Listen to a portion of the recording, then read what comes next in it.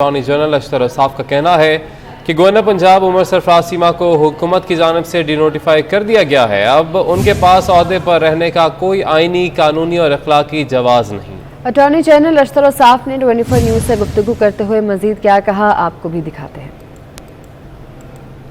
कोई मुश्किलात नहीं है, ज़िद अगर कोई करे तो उसका तो कोई नहीं हो सकता। जो आइन है और कानून वो अपना रास्ता खुद बनाता है। गवर्नर साहब जो हैं उनका ओहदा अब ख़त्म हो चुका है, उनको डी नोटिफाई कर दिया गया है। आइन में ये है कि दूसरी मरतबा अगर समरी जाती है तो 10 दिन के अंदर अंदर अगर वो कुछ भी उस पर जवाब नहीं देते तो ऑटोमेटिकली गवर्नर का ओहदा ख़त्म हो जाता है। तो अभी तक सदर तो कह रहे हैं समरी मुस्तरद कर दी है, वो गवर्नर साहब वहाँ पर चिमटे हुए हैं, कह रहे हैं कि मैंने छोड़ना नहीं होता। देखिए, बात यह है कि सब ओहदे जो हैं ये बहुत काबिल एहतराम हैं और उन पर जो लोग बैठे हुए हैं वो भी बहुत काबिल एहतराम। कानून और आइन की पासदारी हम सबका फ़र्ज़ है। आर्टिकल 5 जो है वो हमें बताता है कि आइन जो है वो मुकद्दम है और उसकी पैरवी करना हमारे पे फ़र्ज़ है, ख़ास तौर पे जो लोग आइनी ओहदों पे बैठे हुए हैं। बात यह है कि मामलात को सुलझाना चाहिए और कोई भी ओहदा जो है वो ऐसा नहीं होता जिस पे आदमी ज़बरदस्ती बैठ सके, और ज़बरदस्ती बैठना भी नहीं चाहिए, क्योंकि ओहदे जो हैं वो सिर्फ़ और सिर्फ इज़्ज़त और तकरीम के होते हैं और ख़िदमत के होते हैं। और अगर एक गवर्नर जो है वो फेडरल गवर्नमेंट का जो है प्लेजर खो बैठे हैं तो फिर वहाँ पे रहने का कोई जवाज़ नहीं है, इखलाकी तौर पे भी, आइनी तौर पे भी और कानूनी तौर पे भी। अच्छा अशतर साहब, हाँ साहब, ये बताएं कि जिन हालात में आपने ये ओहदा संभाला अटॉर्नी जनरल का, आपका ओहदा एक वफाकी वज़ीर के बराबर है।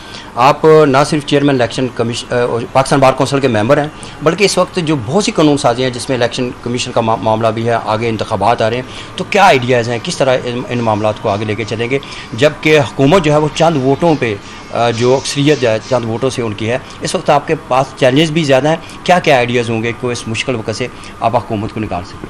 देखिए, मखलूत हुकूमत जो है वो हमेशा चंद वोटों पर ही होती है। पिछली हुकूमत भी उतने ही वोटों पर थी जितनी ये हुकूमत है, तो ये कोई ऐसी बात नहीं है और ये कोई चैलेंजेस नहीं होते। चैलेंजेस उस वक्त होते हैं जब आप काम को सही तरीके से न करें।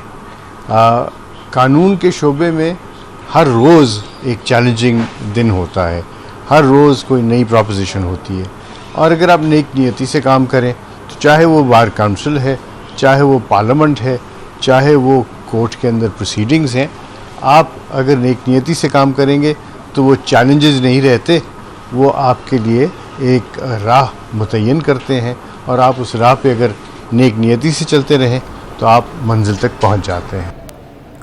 कानूनी माहिरीन कहते हैं कि सदर ममलिकत के पास गवर्नर को हटाने की वज़ीर-ए-आज़म के एडवाइस मुस्तरद करने का इख्तियार नहीं है।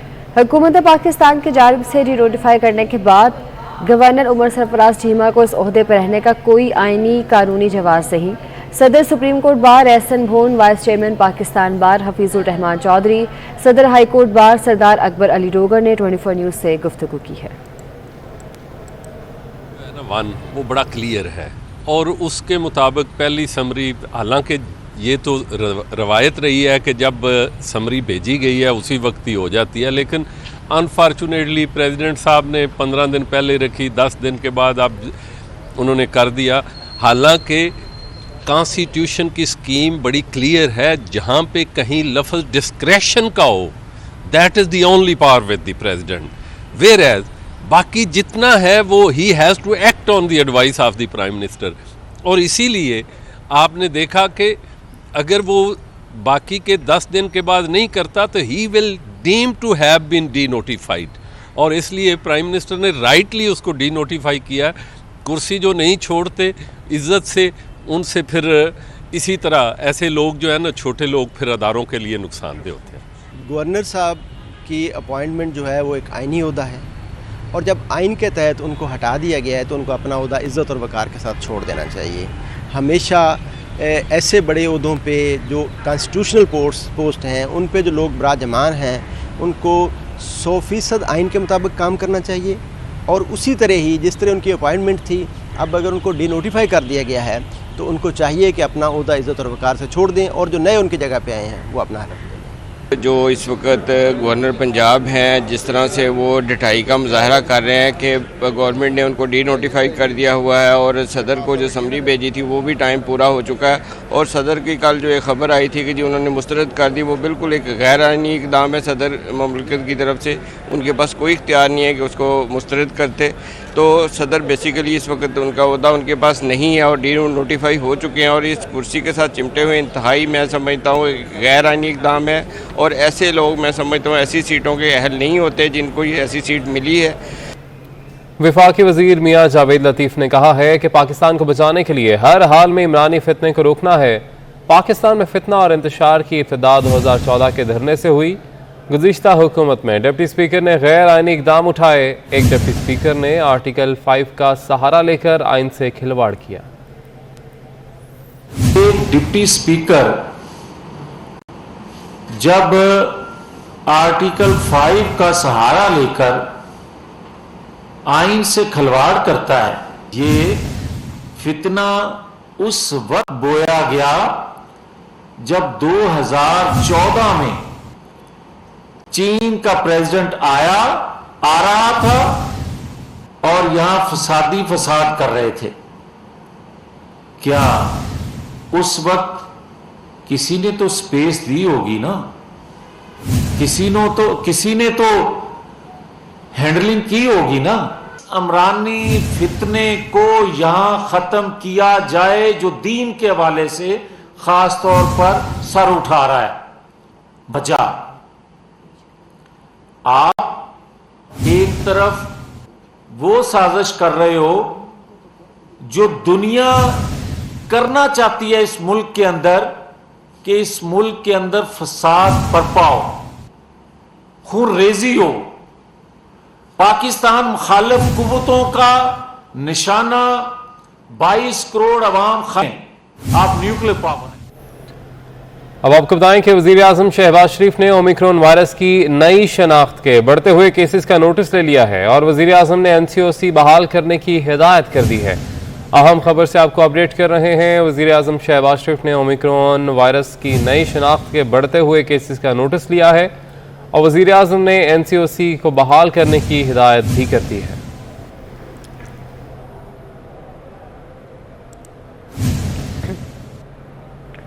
वज़ीर आला पंजाब हमजा शहबाज ने अवाम को रिलीफ देने के लिए बड़ा फैसला किया है। वज़ीर आला हमजा शहबाज शरीफ ने शादियों पर वन डिश पर पाबंदी के कानून पर सख्ती से अमल दरामद का हुक्म दे दिया है।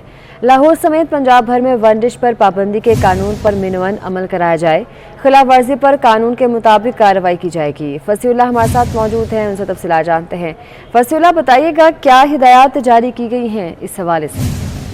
जी बिल्कुल, वज़ीर आला पंजाब हमजा शहबाज शरीफ की ज़ेर सदारत आला सतह का इजलास हुआ है, जिसमें अरकान असम्बली ख्वाजा इमरान नज़ीर, ख्वाजा सलमान रफ़ीक, मलिक अहमद खान समेत दीगर जो अरकान असम्बली मौजूद थे और बामी मुशावरत से फैसला किया गया है कि जो कानून पहले से इस वक्त मौजूद है वन डिश का, उस पर अमल दरामद करवाया जाए। चूँकि देखा जा रहा था कि पंजाब के बेशतर ऐसे ज़िला थे जहाँ पर वन डिश की खुलेआम खिलाफ वर्जी की जाती थी और वहाँ पर जो मुतल्लिका इंतजामिया वो उसका नोटिस भी नहीं लेते थे। तमाम वज़ीर आला तमाम मुतल्लिका जो महकमे हैं उनके अफसरान को भी इस इजलास में मदऊ किया था। उनको भी हिदायत की गई है कि जहाँ जहाँ पर वन डिश की खिलाफ वर्जी की जाएगी वहाँ पर सख्त कानूनी कार्रवाई की जाएगी, क्योंकि ये कानून जो है वो आम आदमी और जो सफेद पोश तबका है उसके लिए बनाया गया था। तो इस पर अमल दरामद को यकीनी बनाया जाएगा, रोज की बिना पर रिपोर्ट चेक की जाएंगी और जहाँ जहाँ पर खिलाफ वर्जी होगी वहाँ पर मुतल्लिका जो थाना है और मुतल्लिका इंतजामिया कानूनी कार्रवाई अमल में लाने की पाबंद होगी। ठीक है, बहुत शुक्रिया।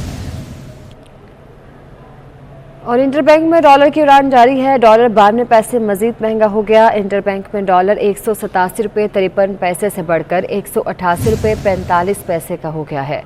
डॉलर की उड़ान जारी है और डॉलर मजीद 92 पैसे महंगा हो चुका है। इंटरबैंक में डॉलर 188 रुपये 45 पैसे का हो गया है। 187 रुपये 53 पैसे से बढ़कर अब 188 रुपये 45 पैसे का हो गया है।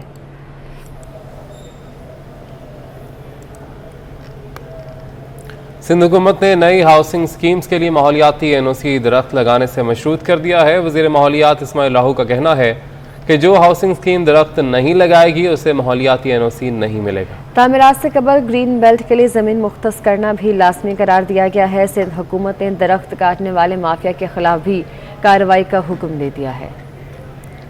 सिंध हुकूमत ने नई हाउसिंग स्कीम्स के लिए माहौलियाती NOC दरख्त लगाने से मशरूत कर दिया है और इस्माइल राहू का कहना है कि जो हाउसिंग स्कीम दरख्त नहीं लगाएगी उसे माहौलियाती NOC नहीं जारी किया जाएगा। सिंध काबीना ने जेटीज को रजिस्टर करने के कवानीन की मंजूरी दी है। वज़ीर आला मुराद अली शाह की ज़ेर सदारत सिंध काबीना का इजलास हुआ है। इजलास में साहिली पट्टी पर 64 जेटीज गैर कानूनी तौर पर चलने का इंकशाफ हुआ है। महकमा लाइफ स्टॉक ने ब्रीफिंग में बताया कि गैर कानूनी जेटी से खजाने को 4 अरब का नुकसान हुआ। मजीद बात करेंगे हमारे नुमाइंदे इक़्तिदार अनवर से। जी इक़्तिदार, बताइएगा इस हवाले से। जब आपका सिंध काबीना का एक इजलास जो है सिंध की सरबराही में इस वक्त जारी है। सबसे पहले आज एजेंडे में जो सिंध में गैर कानूनी जेटीज हैं इनके हवाले से बातचीत की गई।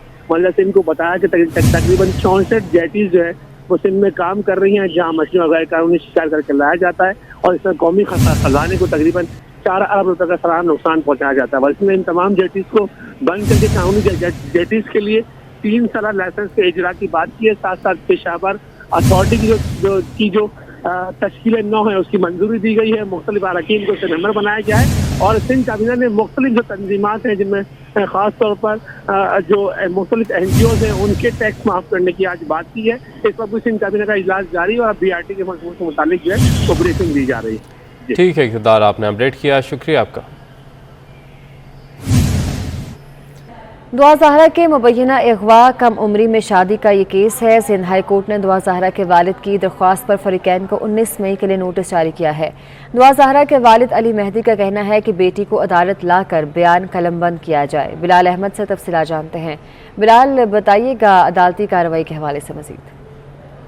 सिंध हाई कोर्ट का 2 रुकनी बेंच है जिसने दुआ ज़हरा के वालिद की जानिब से दायर दरख्वास्त की समाअत की। दौरान समाअत दुआ ज़हरा के वालिद और उनके वकील कमरे अदालत में मौजूद थे। अल्ताफ़ एडवोकेट का अपने दलाइल में ये कहना था कि दुआ ज़हरा की उम्र 13 साल है और दुआ ज़हरा को अगवा करके उससे ज़बरदस्ती शादी की गई है और उनके पास जो भी इत्तलात हैं या मालूमात हैं वो सोशल मीडिया के ज़रिए मिल रही हैं और अब तक मुकदमे का जो तफ्तीशी अफसर हैं, जो अगवा का मुकदमा ज़हीर अहमद के ख़िलाफ़ दर्ज करवाया गया था, उसमें मुकदमे के तफ्तीशी अफसर ने अब तक उन्हें एतमाद में नहीं लिया और कोई भी किसी किस्म की मालूमात उन्हें फराहम नहीं की जा रही, जिस पर जस्टिस मोहम्मद इकबाल कलोड़ो ने अपनी ऑब्जर्वेशन में करार दिया कि दुआ ज़हरा के बयान के बारे में खबरें आ रही हैं कि 164 का बयान हुआ है।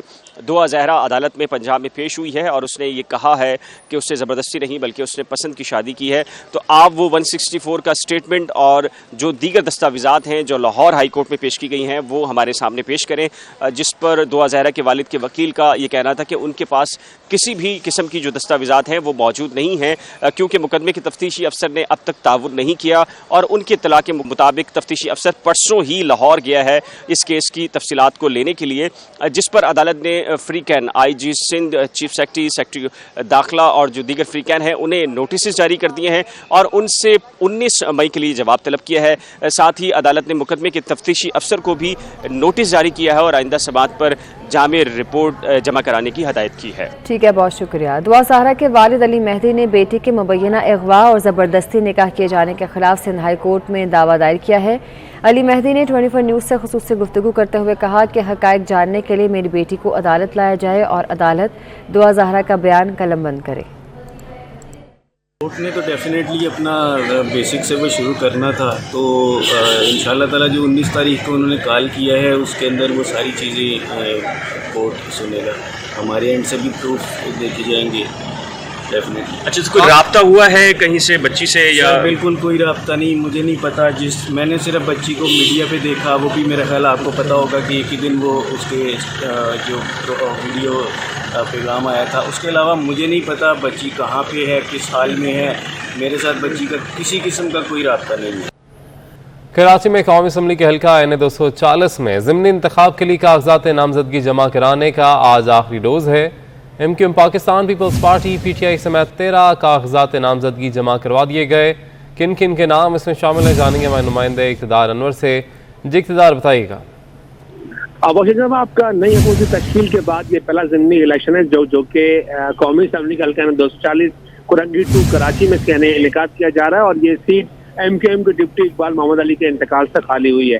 अब तक इस सीट के ऊपर 21 उम्मीदवारों ने अपने कागजात जमा कराए हैं। तमाम ही उम्मीदवारों के जिनमें MQM पाकिस्तान, MQM हकीकी, Pakistan Tehreek Insaf, peoples party, TLP और दीगर जमातें शामिल हैं। इन्होंने तकरीबन 89 के करीब फॉर्म यहाँ से हासिल किए थे। पाक सरजमीन पार्टी के शब्बीर कायम खानी और आफाक जमाल के साथ साथ पाकिस्तान दी पीपल्स पार्टी के नईम शेख और MQM पाकिस्तान के 6,000 उम्मीदवारों ने यहाँ पर अपने कागजात जमा कराए हैं। अब 3-4 घंटे बाकी हैं कि कागजात जमा करवाए जा सकते हैं, तो चौक दर चौक लोग जो यहाँ पर कागजात जमा करवाने आ रहे हैं। 2 आज़ाद उम्मीदवार जिन्होंने एरिक मुश्ताक और एक सहाफ़ी उमर अली अंजुम शामिल है, उन्होंने अपने कागजात जमा कराए। मजबूत तौर पर अब तक 21 उम्मीदवार जो है वो अपने कागजात जमा कराए जा चुके हैं, जबकि मजीद 4 से 5 उम्मीदवार अपने कागजात जो है जमा करवा रहे हैं। उम्मीद है कि ये मार्का जो है वो काफी बड़ा मार्का होगा। ठीक है इक़्तिदार, आपने अपडेट किया, बहुत शुक्रिया आपका।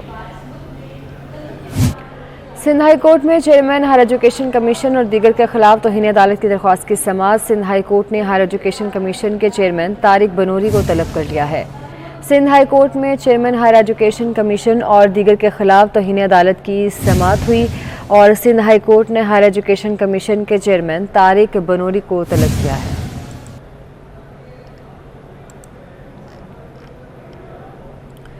कूड़ा उठाने पर लाहौरियों से पैसे लेने की सिफारिशात नई हुकूमत को भी पेश कर दी गई हैं। LWMC ने नई हुकूमत को शहरियों से पैसे वसूल करने की तजवीज़ दी है। कूड़ा उठाने के लिए फ़ी घर से स्क्वायर फीट के हिसाब से चार्जेस वसूल किए जाएं। LWMC ने पुराने मॉडल को फिर से हुकूमत के सामने रख दिया है। अली रामे हमारे साथ मौजूद हैं, उनसे तफसीलात जानते हैं। अली रामे, बताइएगा। जी बिल्कुल, साबिक़ हुकूमत में भी LWMC के हुकाम के जिस पर साबिक़ जो वज़ीर बल्दियात महमूद रशीद, उन्होंने इस बात को इंडोर्स किया था कि पंजाब हुकूमत की ये ख्वाहिश है कि वो से वसूल करें।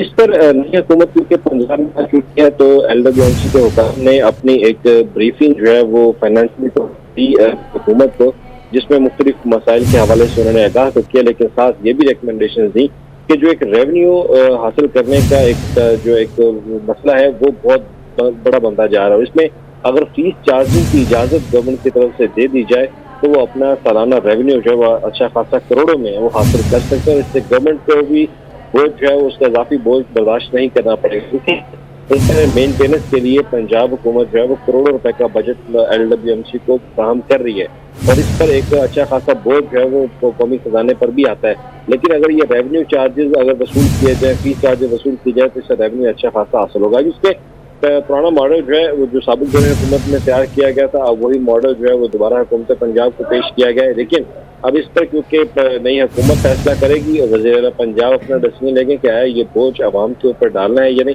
या फिर इसको गवर्नमेंट के जो एक टोकन टैक्स मनी होती है उस पर ही, उसके थ्रू ही इसको चलाना है। अब इसमें चार्जेस वसूल करने का जो एक मॉडल बनाया गया था वो 3 मरला, 10 मरला, 5 मरला, 1 कनाल, 2 कनाल, जितने स्क्वायर फीट का घर होगा उसके मुताबिक ये चार्जेस जो है वसूल किए जाएंगे। इसमें प्राइवेट सोसाइटीज जो है उनको अभी शामिल करने का प्लान जो है वो हिस्सा नहीं बनाया गया। ठीक है, बहुत शुक्रिया। के तरीन ग्रुप के ओन चौधरी को वज़ीर आज़म शहबाज शरीफ का मुशीर तैनात कर दिया गया है। ओन चौधरी वज़ीर आज़म के मुशीर बराए सियाहत और खेल होंगे। वज़ीर आज़म के एडवाइस पर सदर ने मंजूरी दे दी है। तफसीलात जानते हैं, अवैस क्यानी हमारे साथ मौजूद हैं। अवैस, बताइएगा। जी बिल्कुल, तरीन ग्रुप के जो ओन चौधरी हैं उनको वज़ीर आज़म का मुशीर जो है वो तैनात कर दिया गया है। ओन चौधरी को मुशीर बराए स्पोर्ट्स और सियाहत तैनात किया गया है। सदर मुमलिकत ने वज़ीर आज़म के एडवाइस पर ओन चौधरी को मुशीर तैनात किया है और इनका नोटिफिकेशन भी बकायदा तौर पर जारी हो चुका है। बतौर मुशीर तैनाती का इतलाक जो है वो 9 मई से होगा नोटिफिकेशन मुताबिक, और उनका जो ओहदा है वो वफाकी वज़ीर के बराबर होगा ओन चौधरी का। ठीक है, बहुत शुक्रिया।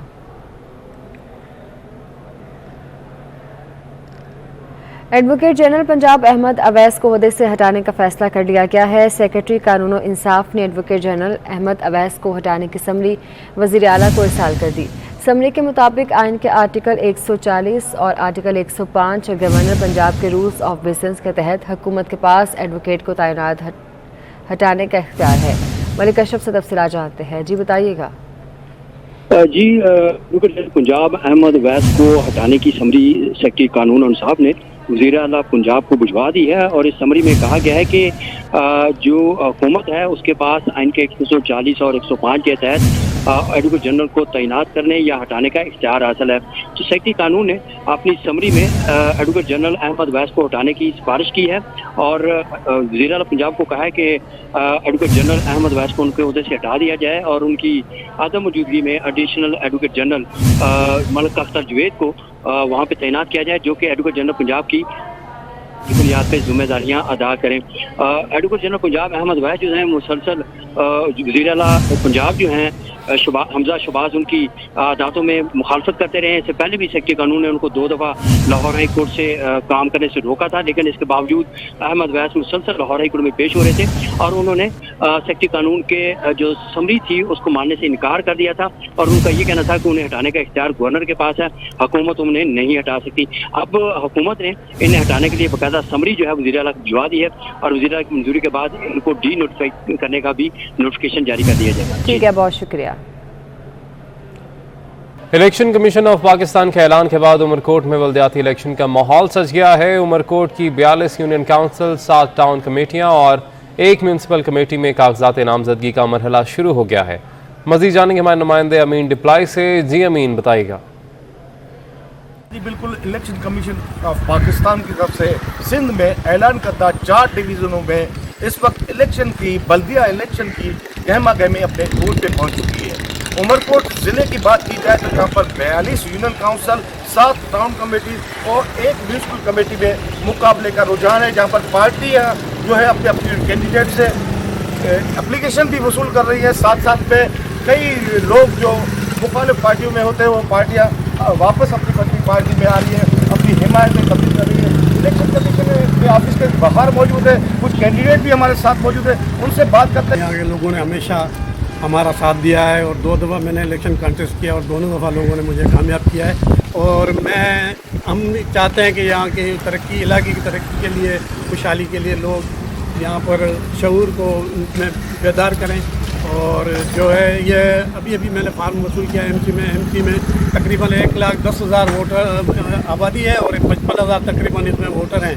तो हमेशा की तरह मुझे उम्मीद है कि यहाँ के लोग हमें मायूस नहीं करेंगे और हम लोगों की खिदमत का जज्बा बिल्कुल रखते हैं।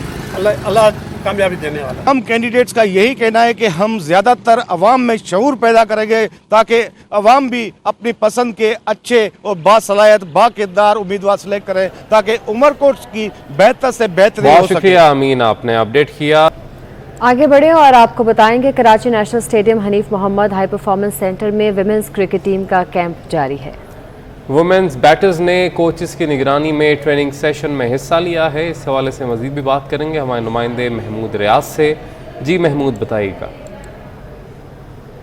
पाकिस्तान और श्रीलंका के दरमियान वुमेन क्रिकेट सीरीज, जिसके अंदर 3 T20 मैचेस और 3 वनडे मैचेस हैं, उसकी तैयारियों के लिए पाकिस्तान वुमेन्स टीम का कैंप कराची के Hanif Mohammad high performance centre में जारी है। आज कैंप का दूसरा रोज़ है। अगर हम बात करें तो कप्तान बिस्मा मारूफ समेत 3 वुमेन क्रिकेटर्स हैं जो कि लीग खेल रही हैं। इसके अलावा तमाम जो वुमेन्स क्रिकेटर हैं 26 रुकनी जो है स्क्वाड का ऐलान किया गया है कैंप के लिए, जो यहाँ पर कर रहा है। और इनके जो हेड कोच हैं डेविड हैब, वो भी इस वक्त यहाँ पर मौजूद हैं। और अगर हम देखें तो सलीम जाफर जो हैं, जो कि पाकिस्तान के साबिक टेस्ट बॉलर हैं और सेलेक्टर भी रहे हैं, वो इस वक्त नेट पर मौजूद हैं, जो कि लड़के वुमेन क्रिकेटर्स को जो बॉलिंग के जो रमूज औकाफ हैं वो सिखा रहे हैं। अगर हम हालिया दिनों में बात करें तो पाकिस्तान वुमेन्स टीम की कारकर्दगी कोई बहुत ज़्यादा अच्छी नहीं रही है, तो यही वजह है कि उनको बहुत ज़्यादा सख्त मेहनत की ज़रूरत है।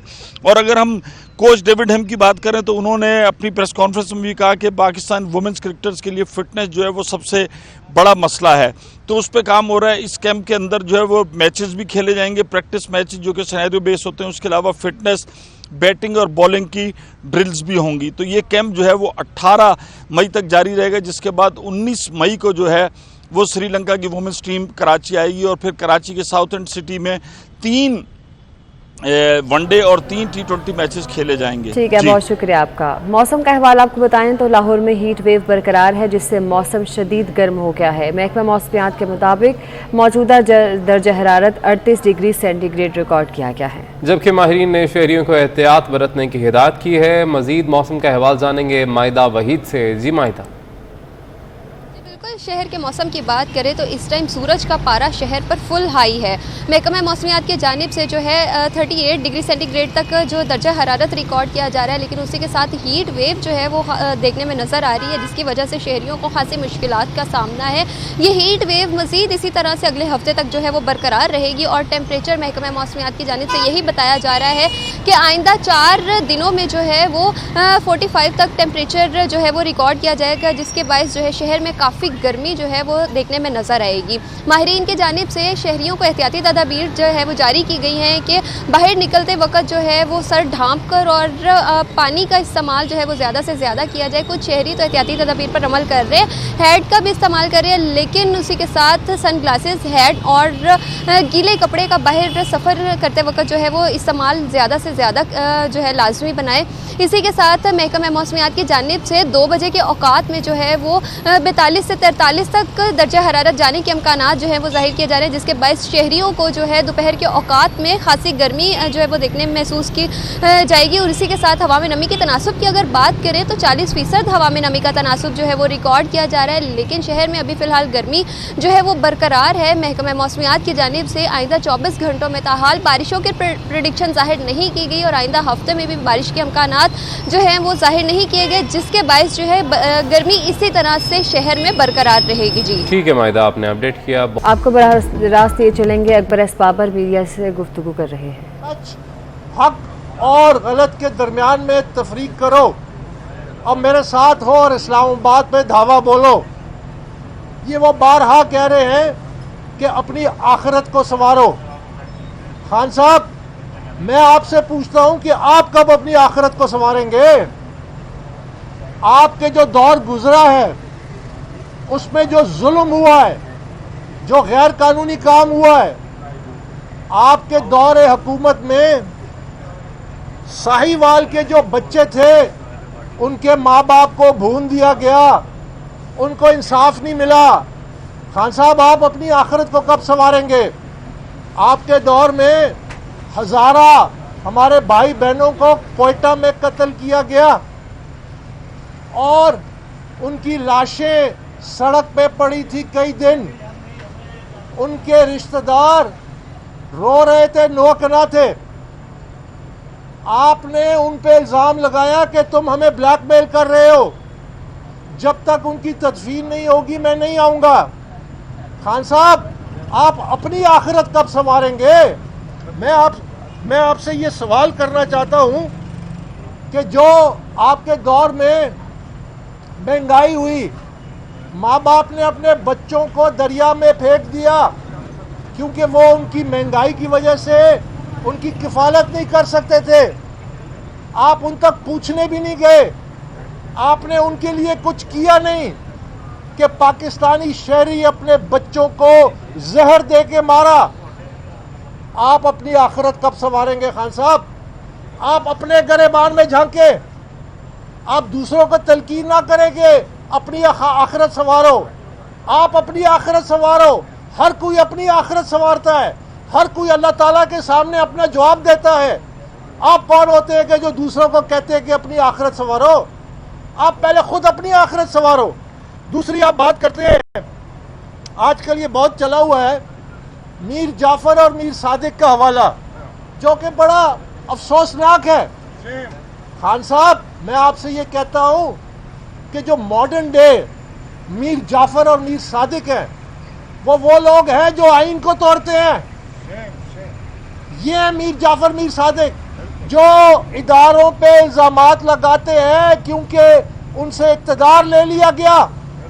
ये है मीर जाफर मीर सादिक, जो कहते हैं कि ये इलेक्शन कमीशन ऑफ पाकिस्तान में जो मुनसिफ है, जिसके सामने इमरान खान जवाबदेह है और मुल्ज़िम के तौर पे पेश हो रहा है, कहते हैं आप इस्तीफा दो। ये है जो काम जो मीर जाफर मीर सादिक करते हैं कि इदारों को बदनाम करते हैं, आइन की खिलाफ वर्जी करते हैं, आइन की धज्जियां उड़ाते हैं। ये है वो मीर जाफर मीर सादिक। आप किन मीर जाफर मीर सादिक की बात उठाते हैं? और आप कब से सिराजुद्दौला और टीपू सुल्तान बनने लग गए? मुझे ये बताइए कि कौन टीपू सुल्तान अमेरिका के सदर की इलेक्शन जीतने के लिए 2 रकात नफल पढ़ता था? टीपू सुल्तान क्या अमरीकी सदर से मुलाकात के बाद इतना आपे से बाहर हो गया, इतना खुश हुआ कि कहते मैं दूसरा वर्ल्ड कप जीत के आया हूँ। कौन सा टीपू सुल्तान है जो कश्मीरी मुसलमानों के मोदी के जुल्म के हवाले करता है? ये कौन सा टीपू सुल्तान है? ये कौन सा सिराजुद्दौला है? आप किसकी मिसालें दे रहे हैं खान साहब? आप तो उनके करीब भी नहीं भटकते। आपको सिर्फ और सिर्फ इक़्तिदार चाहिए, और आपको जो आप मुतालबा करते हैं ना, जिस तरह इलेक्शन कमीशन के सामने आप